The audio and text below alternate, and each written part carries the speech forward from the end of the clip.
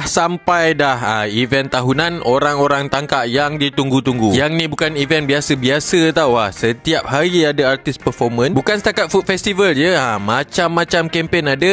Aktiviti rakyat pun ada dekat sini. Dia Majestic Johor Festival dengan Amazing Tangkak Festival. Yang ni event setiap tahun ditunggu-tunggu oleh orang tangkak. Kalau dekat tangkak, event yang paling giuh, paling meriah, inilah dia, Amazing Tangkak. Tak percaya, tanyalah sendiri orang tangkak. Betul tak? Makanan viral tapi susah nak cari kat luar. Tapi dekat sini ada. Total booth semua dekat ada 80 booth tau. Yang paling penting event dia 5 hari je. 1 Oktober sampai 5 Oktober. Tengoklah, keropok gemuk Pasar Payang ni pun ada. Pogedil yang baru ni pun ada. Yang penting korang boleh datang sini 12 tengah hari sampai 12 tengah malam. Aktiviti rakyat dia pun daripada start sampai ke sudah. Yang penting korang jangan lupa mention jiran-jiran korang, boyfriend korang, ex-boyfriend korang. Ajak je dia datang sini.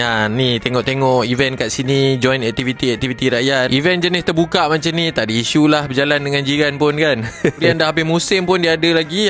Sukun ni pun ada. Dia jual baju dengan komik. Lepas tu bermacam-macam air kopi, matcha pun banyak brand yang ada dekat sini. Cuma tinggal pandai tak pandai je nak pilih yang mana paling sedap. Tadi dekat awal video dah ada kan jadual. Yang penting korang datang situ tengok jadual apa yang sesuai untuk korang datang. Kan cakap tadi 80 booth kan. Ni ada siap tempat main game e-sport. Beli air je boleh dapat main game. Ada juga booth influencer macam Roti Awan, jual kereta EV pun ada, jual perfume ada, majlis daerah tangkak pun ada. Kat sini juga dia orang buat awareness apa yang ada dekat daerah tangkak. Ada rumah Melayu dekat sini, ada tunjuk game tradisional. Ada juga rumah Cina dekat sini dia orang tunjukkan tarian naga dan tradisi dia orang. Ada rumah India dekat sini juga kita belajar macam-macam tradisi bangsa lain. Jadi korang jangan lupa datang Majestic Johor Festival dengan Amazing Tangkak Festival. Setiap hari ada barangan yang dijual dengan harga RM1 dengan ada money chamber. Penting korang datang dekat dataran tangkak 1 hingga 5 Oktober 2025.